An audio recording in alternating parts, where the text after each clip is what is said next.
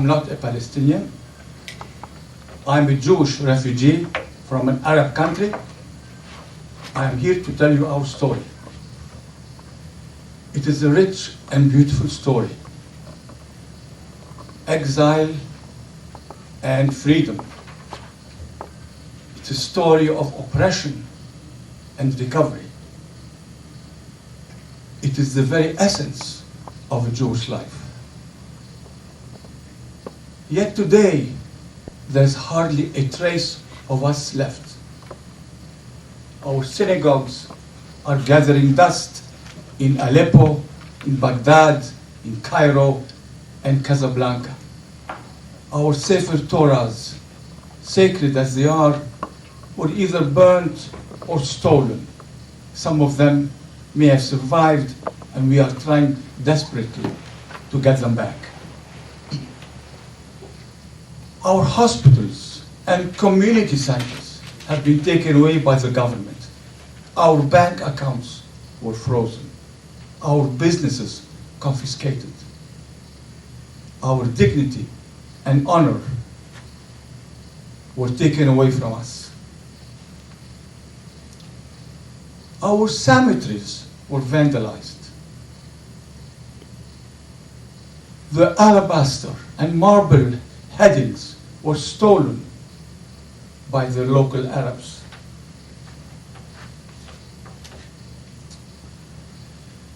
In the old days, not recently, in the old days, under Islamic rule, Jews, as you saw, were second-class citizens. Dhimmi. A dhimmi is a word which means a second-class citizen, a protected minority. It was a judicial system of treating minorities, Jews and non-Jews.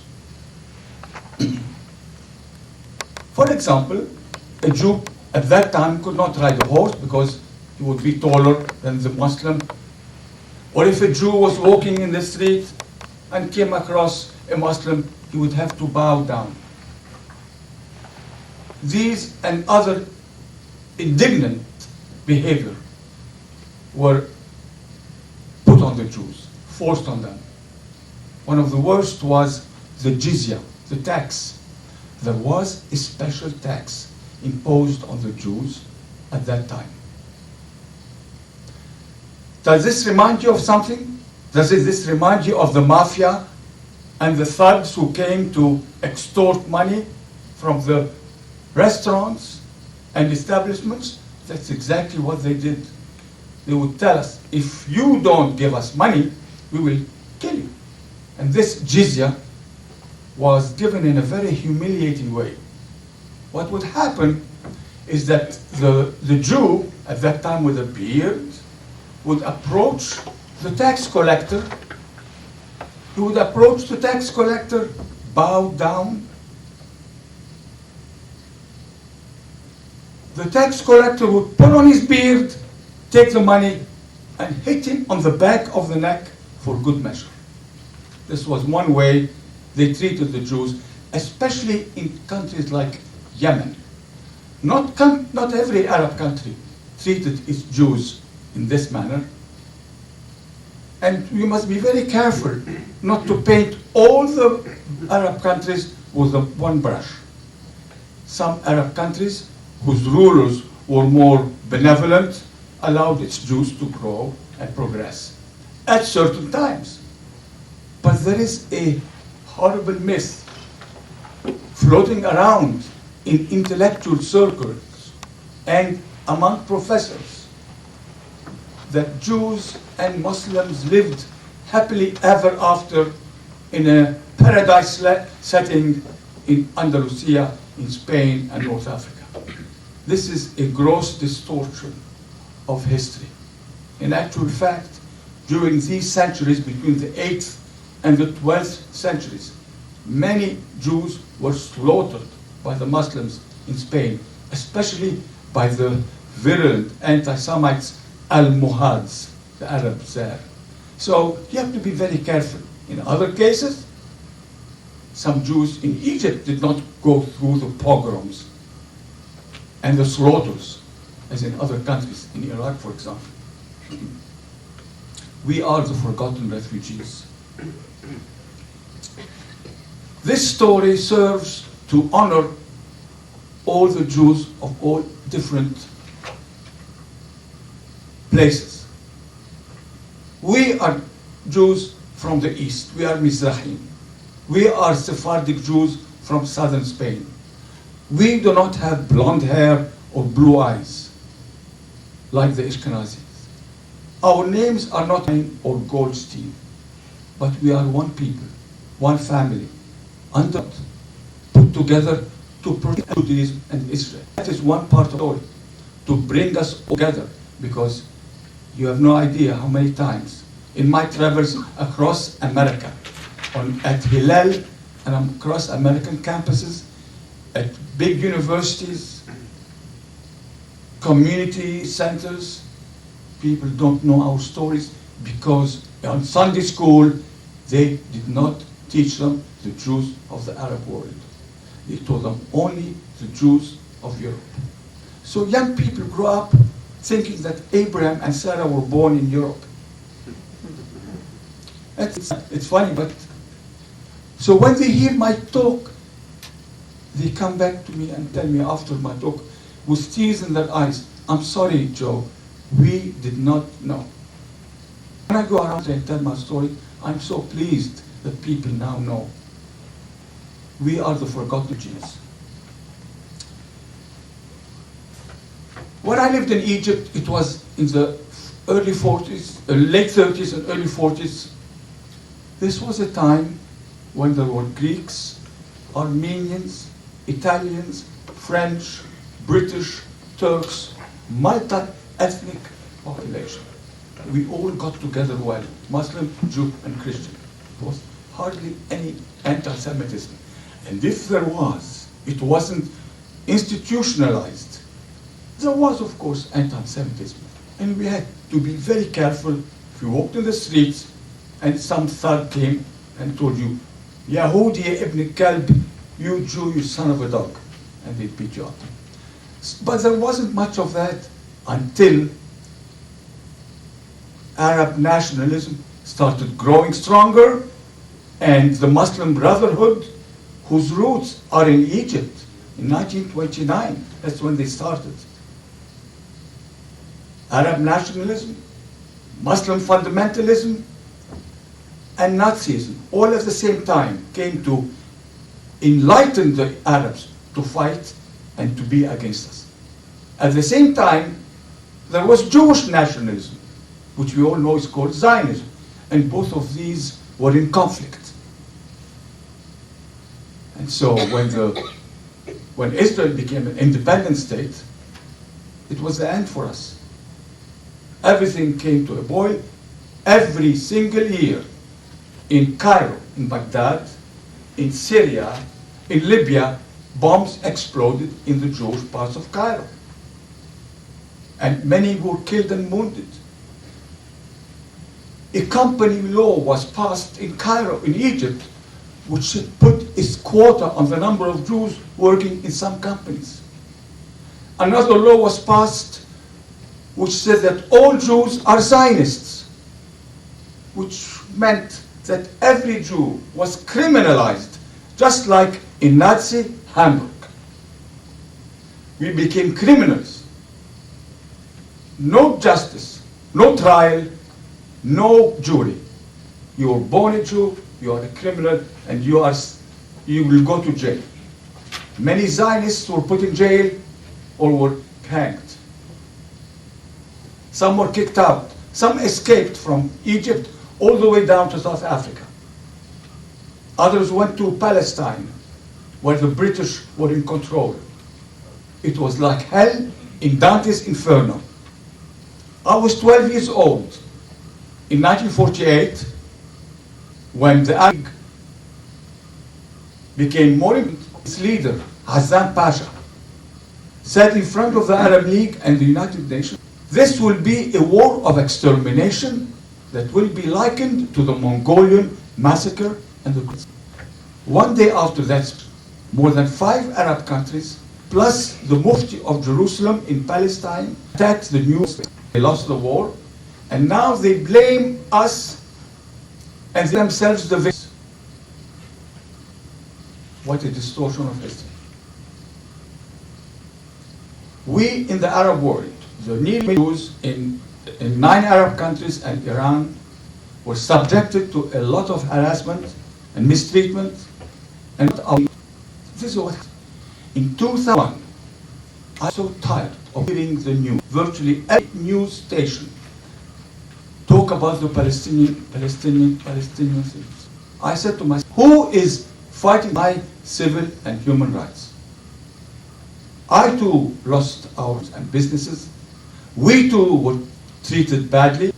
So just that the Jewish Community Center in San Francisco called me up and said, you know, Joe, we don't have enough Israeli with Jews in the Federation, or from German or Russian or Polish parentage. We need to have some mix here.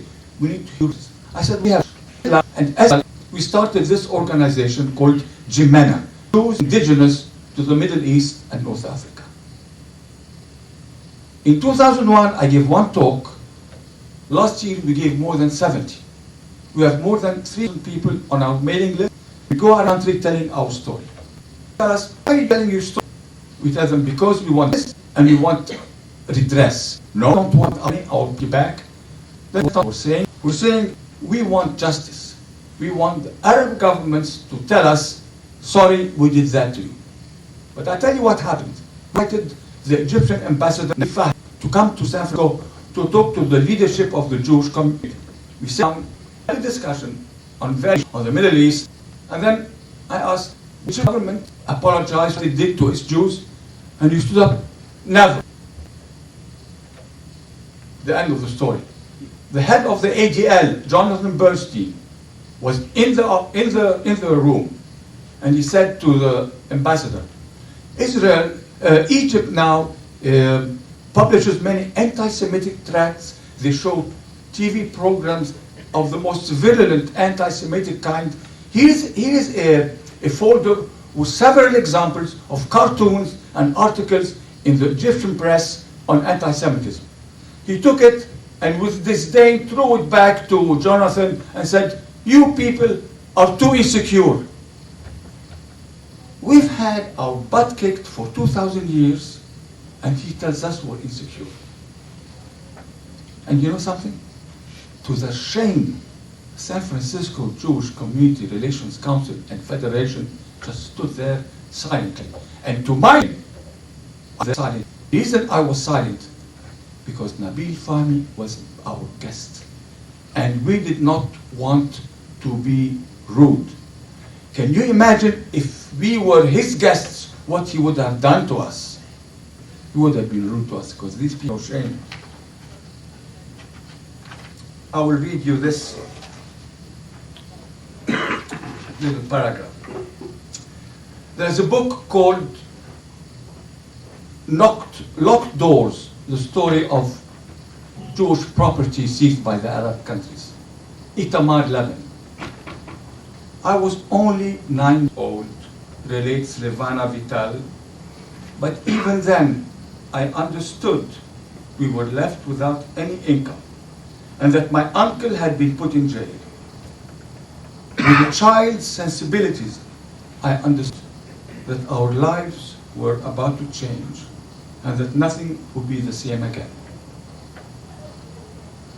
Jews were expelled from Egypt, from Libya, from Syria, from Lebanon, from Iraq, from every Arab country. There used to be nearly 1 million, actually 900,000 to be exact. But if you add the Jews from Iran, it comes to about 1 million. And today, just a handful are left. Just a handful. I was at school in Egypt, and one of my best friends called Stanley Berkowski, an Ashkenazi Jew, one of my very best friends. Suddenly, one day, he did not come to school. We don't know what happened to him. What happened? We don't know. 50 years later, I get a call from a friend of mine who tells me, I found Stanley Berkowski. He lives in New York. I said, great. So I called on the telephone, we had a nice chat. It just so happened that I was going to give a talk in the University of New York on that particular issue. And he came, I said, what happened to you? He said, one day the authorities came and knocked on the door. And all I know is that they asked us to leave. My father left first, and we joined him the next day. We packed up and left. That's all he knows. And I can tell you what happened. The authorities did not like them, and they kicked them out. They had done that with many, many other families. So I'm here to tell you our story, so that you will not forget us. I'm here for another reason, two other reasons.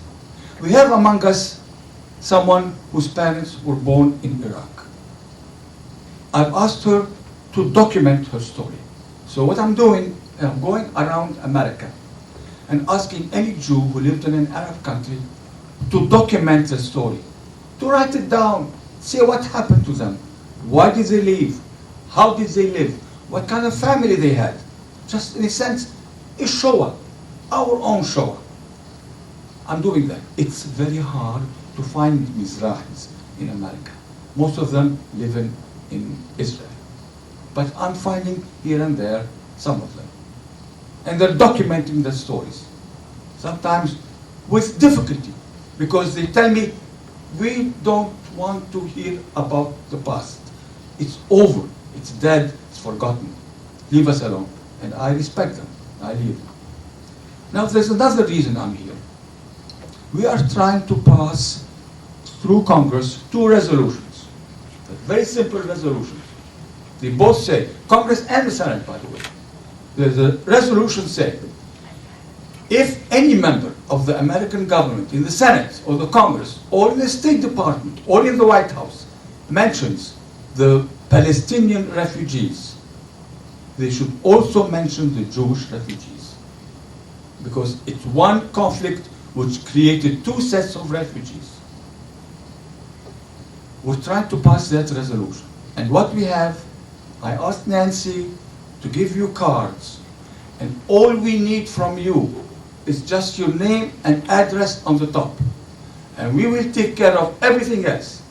If you have put your zip code, the message on that card is very simple. It's exactly what I told you. And we'll mail the cards for you. Just please give us your name and address. Believe me, it's not a threatening thing. It's very simple. We want our voices to be heard, and you can.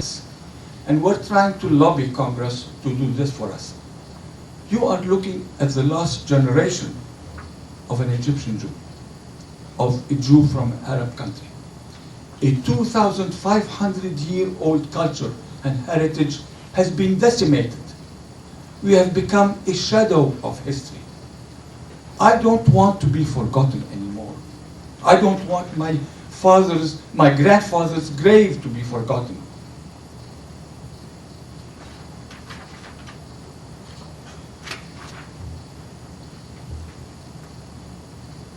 My friends, my culture and tradition is important and rich to us. And I want it to be remembered. Where do you think the Talmud came from? From the land of Ur, from Iraq, from Rabbi Hillel, which you all know around campus. I don't want my memory to be forgotten for the sake of justice and fairness.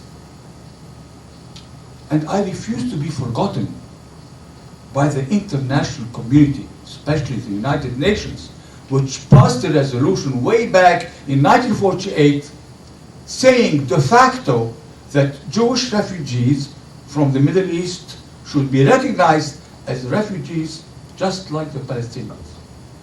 But nothing happened to us. The Palestinians got billions of dollars and we got zip. And thank God for the Jewish communities of America, New York, Baltimore, Los Angeles, San Francisco, Milwaukee, and they helped. They helped us when we needed. how I came to America. I came through with the help of Hayes. Who knows who Hayes is? And if you don't, it's a wonderful organization. Wonderful. I'm here today because I need your help to reach the following goals. First one, please put your name on the card.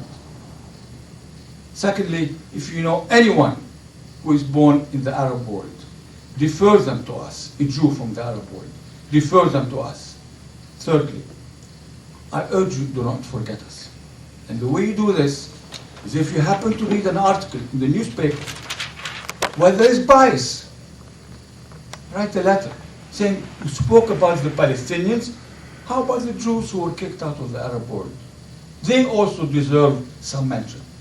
Put some balance and fairness to it without being aggressive or rude. They understand politeness and civility. So this is our story.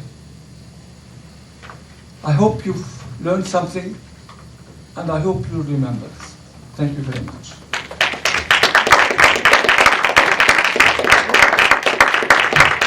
Does anyone have any questions you'd like to ask the speaker?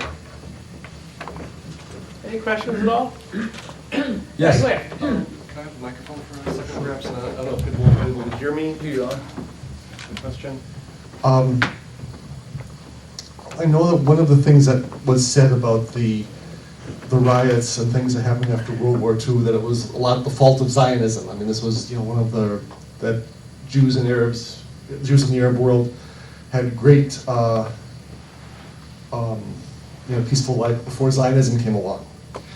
But I also happened to read, I was reading in Bat Yeor's book, The Dhimmi. Are you familiar with the book? Yes. Dimitri, yes. She had a comment about this in which she said something about how there was sympathy to Zionism among the Jews in the Arab world, but they didn't dare organize any Zionist organizations. I'm wondering, has there been any, what your own knowledge of Zionism in the Mizrahi community at home? Was there a Zionist organization in Egypt when you were there? Other places. I wonder if you could talk a little bit about that. But first you asked me about this idea that Jews and Muslims and Arabs lived well. No, that you have to be very careful when you say this. There was a certain time in Egypt at least, and also in Morocco and Tunisia and Algeria. There was a certain time in the 1920s and 30s when Jews and Arabs and Muslims got together. Okay. But even during that time, there were massacres, there was killing, there was injustice. In 1940, as you saw in that film, there was terrible attacks on the Jews, the Farhud, in which nearly 200 Jews were killed and 800 wounded, and looting went on for 2 or 3 days. The British army was just a few miles away. It did nothing until later. They came and they helped, but it was too late. So your other question was about Zionism. A very interesting question. When Jewish nationalism started in the late 19th century and early 20th century, Zionist clubs opened in Egypt. In Egypt, we had Zionist clubs, we had communist clubs, mostly Jewish, of course, and we had Zionist clubs in Iraq, in Baghdad. These two groups, the Jews of Egypt and Iraq, were educated. They may have been born in the East, but educated in the West. I went to British schools. My sisters went to French schools, so there was an understanding. I went to the Sorbonne in Paris and to British universities, so we were educated in the Western way of thinking. There were Zionist clubs, and even the Egyptians wanted them and learned from them because it taught them how to be nationalists. One of my relatives was a lawyer, was one of the draftees of the Egyptian constitution in 1924 for King Fuad. Now, can you imagine an Egyptian Jew indigenous drafting the Egyptian constitution, it's like saying an American Indian drafted the US Constitution. So there was some understanding, there was some carrying along, but everything broke down when the Muslim Brotherhood was formed in Cairo by Hassan al-Banna in 1928 or 29. It increased anti-Semitism because, you know, they have the history of jihad, Islamized the world, and the Jews were a perfect target. And then Arab nationalism conflicted with Jewish nationalism well before the creation of the State of Israel. Take, for example, Iraq. In 1940, there was the killings and the riots. So well before Israel was established. There was not even a talk of Israel at that time. In Yemen, in Syria, in Tunisia, the same thing happened. So the State of Israel, the creation of the State of Israel was the straw which broke the camel's back. It was the final insult to the Arab pride. And you know, people don't remember, don't know that the Jews were in that part of the Middle East well before Islam and the Arabs. When did the Arabs invade the Middle East? In the 7th century. Over 1,000 years after the Jews had been in Hebron, in Jaffa, in the Galilee, and in Jerusalem. Jerusalem is mentioned over 600 times in the Torah, not once in the Quran. If I might just follow up. Yes. I know in the film that I saw earlier today, it mentioned that there was a Yemenite Jew who had gone to Yes. Israel, Palestine, as it was called then, in Yes. 1935, and then went back to help the Yemenite Jews come out. Well, was there any Mizrahi participation in the various aliyot that we talk about in Zionist history? Can I answer this question right away? Yes. This Yemenite, you haven't seen this, but what happened was that Operation Wings of Eagles. Yemenite Jews were encouraged to leave, to go and live in Israel. And this man, who had gone to Israel in 1935, was asked to go back because in 1948 and 49, there was Operation Wings of Eagles, in which the Jews of Yemen, most of them, were airlifted by, of all companies, Air Alaska. Believe it or not. Air Alaska was contracted to lift all the Jews of Yemen. And here I repeat a story which some of you have heard, and you'll forgive me, but some haven't. One of the stewardesses who flew on that plane told that story. When the plane landed in Israel, a Yemenite Jew, an old lady, bent down to kiss the land of Israel. And then she kissed the hem of the stewardess as if to bless her and thank her for bringing her to the land of her inheritance. Because she's been brought up in Isaiah, we will take you to the land, to take you to myself, to use the correct word, right? Take you to myself. God says, I will bring you back to myself on wings of eagles. And to her, it meant going back to Israel. And her dream, her prayer was fulfilled. And this was a very touching story, and if you go and research it, you will feel. And this was Operation Wings of Eagles. Something similar to that happened in Iraq in 1950. Okay? Go back to 1940, we saw the Farhud, the massacre of the Jews. The Jews were totally petrified. They were scared to death. Can you imagine living in this environment?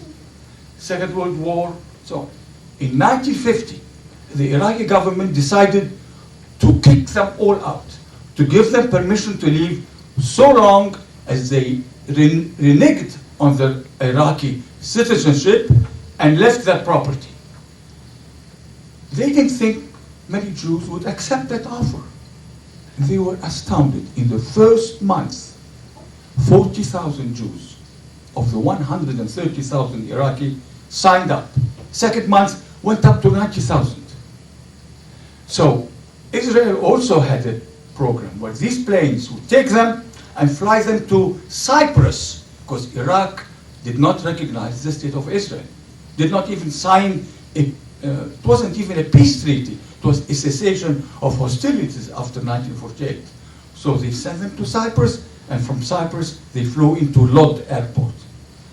Some Jews were left. They did not want to leave for whatever reason. You always find a maverick.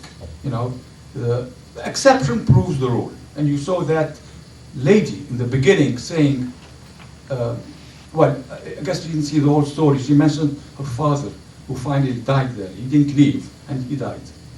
So, yes, there were Zionist clubs in Iraq, in Baghdad, and in Cairo, and they flourished until about the 1945, 46, when the authorities started getting scared of Zionism, and then they equated every Jew as being a Zionist, and being a Zionist was punishable by imprisonment or death. And so that was the end of the Zionist club, Zionist organizations in the Arab world. Is there anything else? Yes, yes, sir.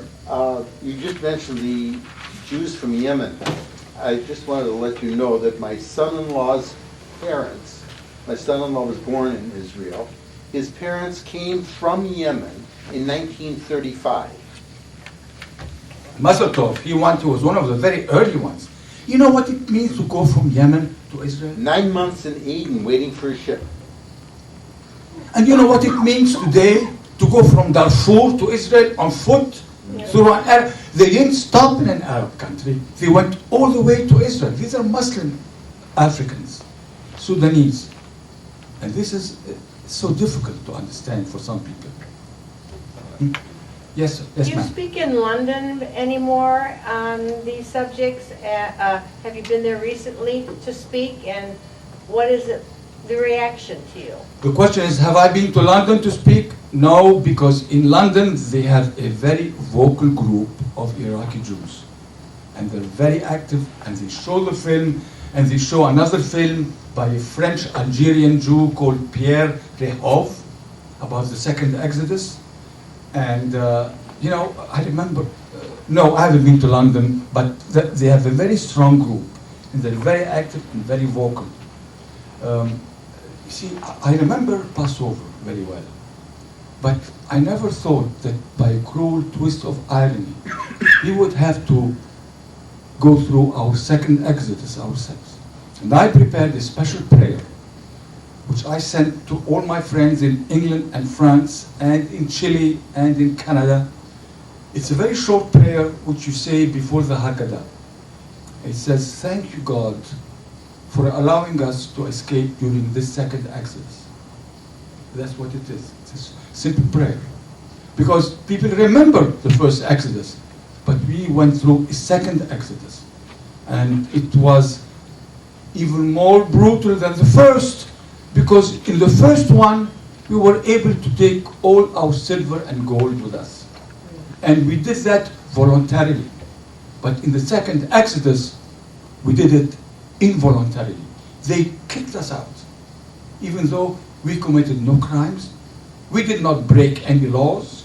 And sometimes the Egyptian authorities found an excuse. Oh, they caught a spy ring in 1954 called the Lavon spy ring, because an Israeli minister called Lavon instituted the spy ring, and he wanted to cause some trouble.